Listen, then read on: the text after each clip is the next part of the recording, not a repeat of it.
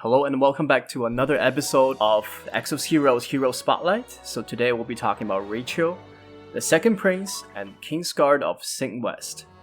So a quick overview of Rachel. He is a very useful attacker with two strong single target abilities and a great buff/debuffing utility that stays relevant throughout the game, either in PvP or PvE. And if you're like us and manage to pull his Fatecore, then it's just icing on the cake. So, a quick overlook of who he is. He is a fated hero as we know, an attack position with a fire element, and his attack type is physical attack. So with that, let's take a look at his skills and what he can offer. Sure, so getting right into it, Rachel has a basic attack like every other hero. His does between 507 to 610 damage to a single target. His A1 is Quick Slash, which costs 3 mana and deals 315% damage to one enemy, and there's a special effect that the turn resets if the target dies. His A2 is Silent Slash, costs 5 mana, and deals 525% damage to one enemy.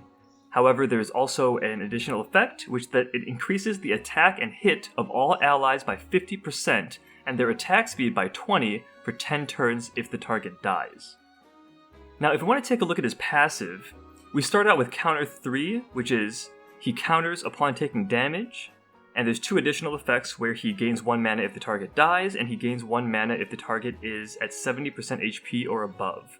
There's also Flow of Mana, which grants back row allies a permanent 1 mana, and his unique passive, which is Dishearten. And this afflicts enemies with lower attack than Rachel with the Dishearten mark, which decreases dodge by 50 and defense by 20%. Considering he's an attack hero, this will probably proc on most opponents. Now, why don't we take a look at how to utilize him and his Fatecore.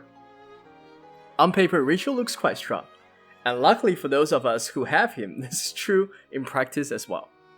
With both of his actives doing high single target damage, and A1 having a reset tied to kills, it's easy to see how Rachel has the potential as a cleanup option or sweeper against the right team.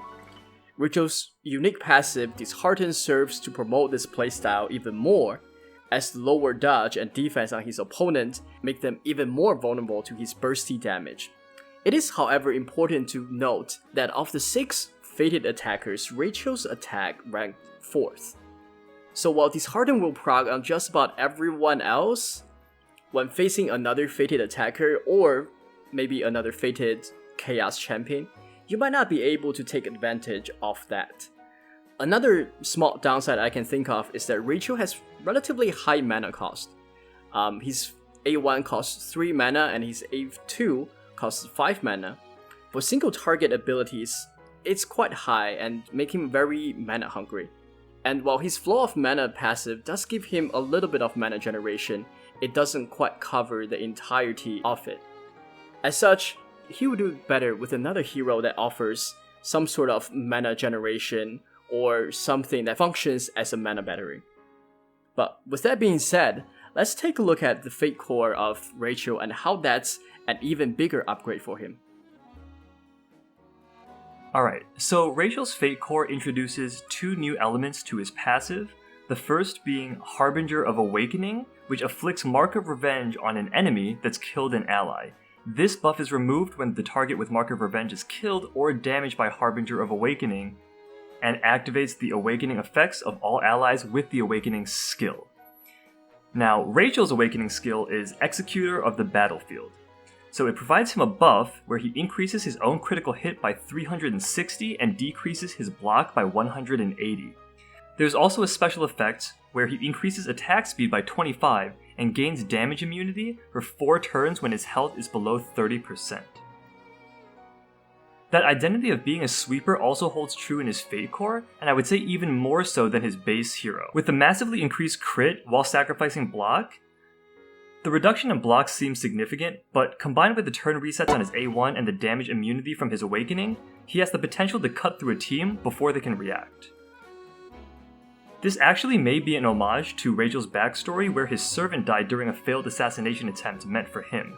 The experience left him cruel, and he never showed mercy towards his enemies after that point. I'd say you could see a good reflection of that in both his base hero and his Fatecore version. And that's it for us today. We would love to hear your thoughts on Rachel as well, so please let us know in the comments. To see more reviews of Exo Heroes, feel free to check out our other content, and if you liked the video, please give us that like and subscribe, and we'll see you guys next time. Alright, see you guys next time.